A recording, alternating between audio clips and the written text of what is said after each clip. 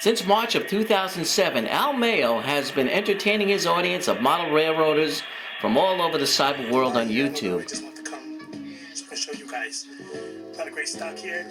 It's basically packed wall to wall, so you see people come in. His YouTube channel, Monster Railroad, has over 14,000 subscribers and has launched him as one of the many popular model railroaders on the internet. AHX outside 93719. Darius is back. Hey, Darius. What's on the rails? The outspoken, provocative, but mostly lovable YouTube sensation, King Al Mayo.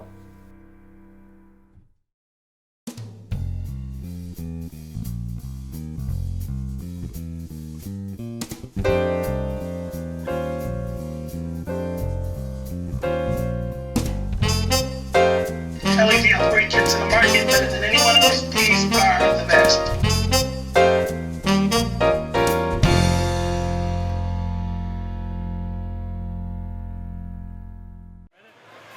Last January at the Amherst Railway Society Railroad Show at the Big E, West Springfield, Massachusetts, I finally met my favorite YouTube model railroading personality, Al Monster Railroad Mayo. Hey, what brings you here, Mr. Al Mayo? What's up? How you doing? Good to see you. God, finally get to see you. Nice to see you. What brings me here? Monster L.E.D.s, of course. Let's see. What do we have? This brings me here. What keeps me coming every year? Model trains, of course. My hobby, model trains. What else brings me here? That's it. Hanging out with people, model trains, and my L.E.D.s. What made you do videos? Tell us how that all started with the Monster Railroad video. Well, this goes back to like when I started model railroading. It was funny, I used to be on these model train forums, and I was too obnoxious on the forums and their opinions, so I would say funny things, bust jokes, and people would get offended by that, so I'd get banned left and right. So one day I was like, I'll just make videos and say what I want. So I started shooting videos, and that's how it happened. I started shooting videos, saying what I wanted, and shooting them to the internet, and videos came from there. Cameras are pretty decent. It's just taking off by itself again. One of the problems seems to be that this thing just takes off when it wants to. I think over the last few years, a lot of people have found their way to see me because a lot of people want to see videos and reviews that are sincere and real. So they don't want to see a video review from the Model Railroader magazine who's getting paid at the same point from a manufacturer to advertise and expect them to tell you what they think about a model. They're not going to tell you the truth. So they're going to go to me, who's going to pay for that model, and going to tell you if it's nice or if it's not worthy, and I'm going to cut it up. That's it. Yeah, you mentioned the MTH. You've been going after them, and I can see why. The H show. What's your concern about the MTH and H show? Well, I'm actually a fan of MTH, and people know I like them. I do like MTH, but again, it points to show that everybody out there, I'm not taking favorites just because of that. If there's a problem, I point it out, whether I like them or not. I had a problem recently with one of their last releases, the Dash 9. Maybe I was the only guy that had a problem out of everybody, but the point is, I had a problem, and I expressed it to everybody, whether I like them or not. People know that I had a problem, and I slammed them for it. So that's what my concerns really are, you know, what I model. And I review what I model. I'm not just going to grab a steam locomotive to review it, because I don't like steam. I mean, I like them, but I'm not a huge fan of them. Do you ever consider other people's requests to do certain reviews, or...? I consider them, but if it's not in line with what I model, I don't just grab everything, you know. I'm not a corporation. I don't work for nobody, and I'm not getting paid by anybody, so my reviews are what I buy. So it's my wallet dictating the reviews. Some people might say, oh, I want to see a review of a steam locomotive, and I might think, oh, that's pretty cool, but I'm not going to spend $400 or $500 on a steam locomotive I don't want. Just to please other people out there, I could review best what I know. And I know mid-70s to modern best. So that's what I review. Why do you think people are so interested in your show? What's the formula? I don't know the formula. All I know is I started speaking my mind, saying what I wanted to. I was swearing back in my early videos. I was just like, and then I was shooting them online, and then people started watching it, you know? I don't know what it was. I have no idea. I guess if you like rap music, you like my videos. They always got rap in the background. I mean, this is what it is. I bring to the videos who I am. So the video you see is who I am in person, and that's all it is. There's no acting or nothing. He keeps his productions very simple. He does a lot of point of view shooting along with his selfies, and he has terrific cutaways that really has the viewer engaged with what he's showing in that episode. You know, even though his techniques are more of a home movie making style, it works beautifully because the viewer is never, you know, there's no distractions. You know, he cuts the movie very specifically what he wants to show the viewer. I filmed a good amount of video for the show today. Unfortunately, being a vendor now, being Monster L.E.D.s, it takes time. It takes a lot of time. It takes time away. I mean, you know, your editing is you know, it's not that involved, but it's involved enough where you have to look at so much footage to make it work. Yeah, it's evolved enough where I record a ton of footage and have to edit it all. So it's a lot of work. Each video is not press record and end and then upload. It's press record, stop, record, stop, record, stop, record, stop, and then bringing it all together. A lot of work, as you know. Yeah. As a filmmaker, you know, you could stumble one moment and just correct yourself, and then that's edited away. So video is a lot of work. Yeah. I've always stuck to Microsoft Movie Maker or Windows Movie Maker. I'm not even sure. Who's it? Windows Movie Maker? I've always stuck to Windows Movie Maker because it came with the system and I learned it. And just as an old dog, it's hard to learn new tricks. Getting into a new system has been very hard for me. I bought new systems and I haven't even installed them because I'm so used to that. But I'm stuck with Vista, which is now getting antiquated, you know? Vista is slowly disappearing. So as that disappears, I'm gonna have to upgrade my systems for editing. I've learned Movie Maker really well, so I stick with that. Isn't that something? You take the basics and you're just taking it to the limit. Yeah, I learned it best and I made it to its Yeah, but max. it's talent. You got talent. Yeah, I just wanted to tell you, you got talent. Thank you. I appreciate it. I have fun with it, you know? Yeah. I portray my fun into the videos. That's kind of the aspect to it. Whatever you Which I think might appeal to people because they know I'm not bullshitting them. They know I'm having fun. They know I'm being real. If I say a model sucks, it sucks. If I say it's great, it's great. What Al is trying to convey, the viewer gets it and want to see more of his work, want to see more of his episodes.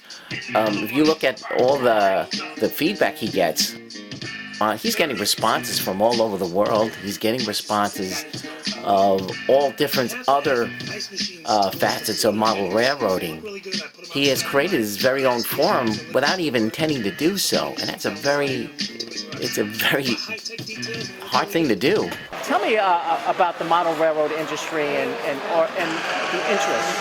Is it losing stride? Is it generations? Are we losing generations? Let me give you my take on that. As far as I'm concerned, I don't know. Like I'm not somebody who does all the numbers and I don't know what to call it. I'm not somebody who's studying the model railroad as an industry. I don't know. My views have gone up. A lot of people watch them, but I don't know if it's grown or shrunk. I have no clue. All I know is I'm concerned with getting what I want and expressing how it is for me. Has it grown or shrunk? I don't know exactly. But to be honest, who knows? Is it quality versus price? As a buyer, I can tell you that experience. The quality of the price is kind of off whack because I don't want to spend $300 on some quality that's going to fall apart. So I hate to have to say this because a lot of people think I slam Athearn, but I hate to have to say that like an Athearn locomotive, for example, that you spend $200-300 for is almost untouchable because if you touch it, pieces are falling off. I don't want to buy something for that price and that pieces falling off. You know what I'm saying? So, you know, where do you cut the line at for details? I don't know. Versus fidelity. I just don't want to buy something that's going to fall apart. And I don't need a museum quality that's not going to be touched. I need something that's going to be touched, you know, and it can handle me touching it. So it's a little off whack now. And the prices are going out of crazy, you know, comparing them to. So. A lot of the manufacturers go on social media. I know there's no question that these manufacturers and retailers have their own marketing people that look at videos on YouTube or look at people's social media, modelers' social media sites of what they're saying and how they feel about the products that are coming out. And I truly believe that what they find will determine what manufacturers are going to produce and what retailers are willing to sell. They do, the studies that they do is probably a study that shows the customer will pay this amount up to that point, and they'll put it at here. So their studies are saying what we'll pay, but that doesn't justify for everybody, because I'm not paying that amount. I'm like, if I'm going to pay $300 plus for a locomotive, I'm going to buy a brass one used. That's the way I look at it. I'd rather buy the ratio from brass to plastic used to be like 4 to 1, 5 to 1, or greater. Now you're getting at like a 3 to 1 ratio, so your deals are not there anymore. They're getting are they pricing themselves out for someone like me who might buy a plastic versus a brass? Well, they're pricing out for me because I'm gonna buy brass. So I don't know for other people. I could say though that I'm delighted to see the new Walthers has an ST78CE, so it's a less detailed version than you would see from obviously an Overland or MTH, so it doesn't have the grab irons, but I'm pretty glad to see one that will be basic model of less details for like really a fraction of all the models out there, So that's pretty cool to see. I'll do a review on that later. That's what's actually coming up next. A review on the Walthers ST70ACE. Wow. Yep. What got you interested with the lights? With going into LEDs? You really narrowed down a very specific business discipline. Yeah, well, the lights were cool because the big draw to my lights and how I did everything was based upon Athearn lights, kind of. When I had a lot of Athearn SD70Ms, and the lights would always blow out. They were always blowing, and I was always replacing them with another company's lights, which were expensive too, and I was like, the work of doing them, replacing them every couple of years was a pain. So I wanted something that was better in LEDs. I did studying on LEDs and learned about them, and then I started making lights for myself, and that's how they all came about. I wanted the best lights, the best look for myself, and the best quality that was going to last. I don't want to do crappy ones that I have to replace my own stuff later, so I did the very best the first time, and then I expanded it to everywhere else, to everybody else. That's how they came about. How's business? Business is going great. I'm steady. I do online sales, which do great. I'm pretty happy. I'm proud of my business now so far. I went from bad boy model railroader to bad boy manufacturer. It's pretty cool. I like that. Now, do you manufacture your own, or do you? Yeah, everything's made by me, made in USA. Only thing I buy separately, the LEDs, the actual lights, and then I manufacture everything else. Everything else is made. Wow, do you manufacture at your house, or how does that? Yeah, at home, I work hours and hours a day on certain days and start building these kits. Yep, these are the kits right here. I do everything from twist and wire, unwiring, cutting, splicing, getting heat shrink and rolls, cutting them all out of size, different diameters, bigger to smaller. I get fiber optics and rolls, and I cut them down to size and polish all the tips. Whole process, a whole bunch, all that. So made by me, made in USA. Parts from China though.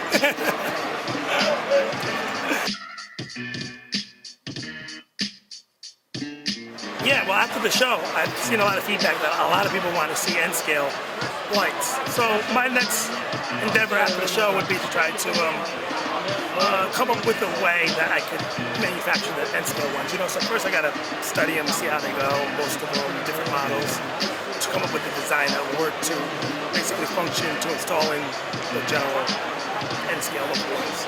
Maybe not one specifically, but for the majority of them. Like these are designed as well, so we got to work at doing that. That's my next endeavor. So maybe by the time you come in next year, you might see N-scale and HL scale. And then hopefully in the long term, you might see me expand to additional lighting features, like interior lighting, O scale. So you might see that as time goes by. So we'll see.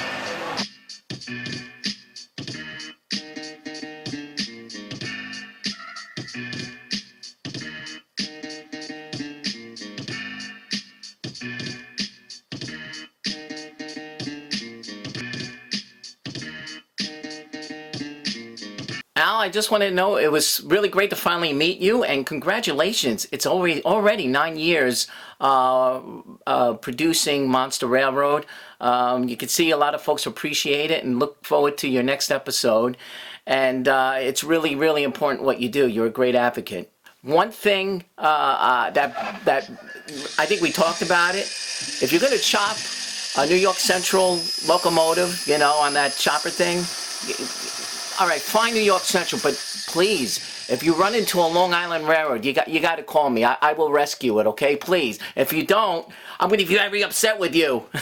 I'm going to end this episode with some, you know, well, I don't have any hip hop or anything. I got R&B. I got some Kenny G, but no, that's not going to happen. However, I do have my favorite band, and it raps and it rocks. I got to play some Rush. Rush on, peace out. Do you do that right or left? Does it really matter? Al, take us out of here. Thank you for watching my crazy self. I'm always gonna have fun. When you see my videos, I'm always gonna have a blast. So continue to keep watching. See you on the rebound. Peace out.